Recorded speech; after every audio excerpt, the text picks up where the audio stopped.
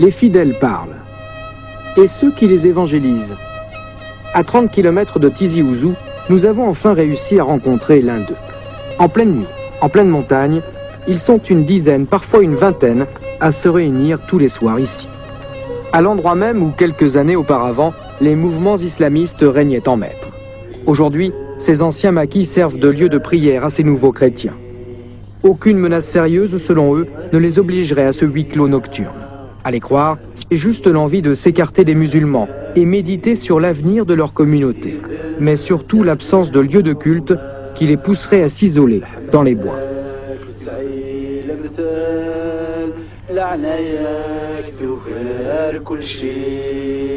Au début, je me souviens bien, en 96, on faisait plus de 15 km à pied.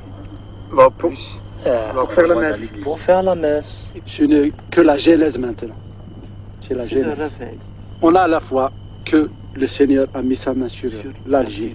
Et nous le proclamons que l'Algérie appartient au Seigneur. Et dans les siècles à venir, pour des générations futures, il y aura beaucoup encore de chrétiens.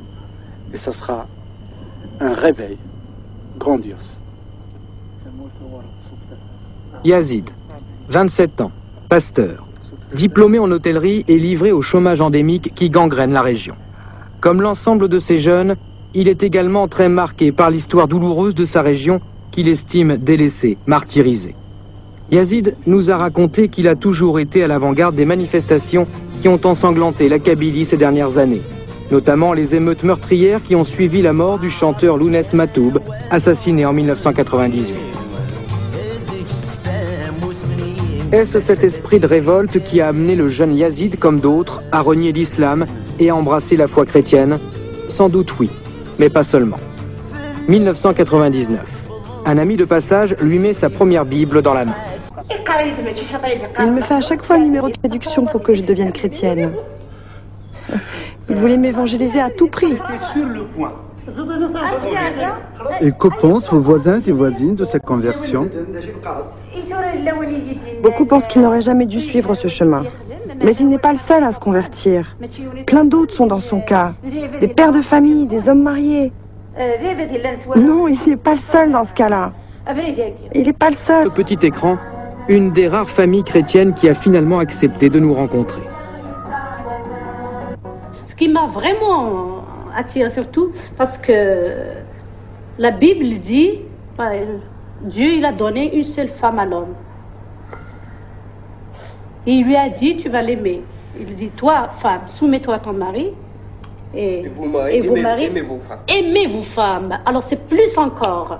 Je vais me soumettre à mon mari, mais je sais qu'il m'aime, donc s'il m'aime, j'ai tout gagné. Par contre, l'islam, il donne le droit au mari de se remarier jusqu'à 7, je ne sais pas. 4. Non, 4, ils sont limités maintenant à 4, mais j'évangélise. Par exemple, je veux dire la vérité à toute personne. Vous n'hésitez pas à aller voir les gens, non, à expliquer? Non, c'est pas aller voir directement les gens. Et comment vous le faites?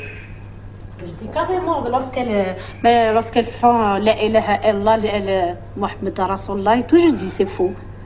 Je dis pourquoi? Oui, je le dis. Je le cache pas, je l'ai jamais caché. Je lui dis un seul sauveur, c'est Jésus. Mohamed, il est mort, il est enterré. Il répond pas. Vous évangélisez à tout moment? À tout moment, on parle.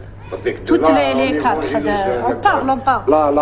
La parole, ça dépend des mots, ça dépend des moments, ça dépend des personnes. À chaque fois, il y a... C'est pas aller dans la rue comme ça, il faut interpeller les gens. C'est pas interpeller les gens, de dire, toi, viens ici, je vais t'expliquer qui est Mohamed, qui est Jésus plutôt. Non, c'est pas comme ça. Vous profitez de l'occasion. Voilà, on profite de l'occasion. On profite de l'occasion pour parler de Jésus. De fait, nouveaux chrétiens et musulmans semblent se tolérer. Pourtant, la conversion de musulmans au christianisme est vécue comme une véritable offense par les islamistes. Leur indignation est totale et prête à une certaine mobilisation. Dans ce bastion islamiste en Kabylie, il ne s'agit plus uniquement de pousser de nouveaux fidèles à un islam pur et dur, mais de mettre en garde la population contre ce mouvement.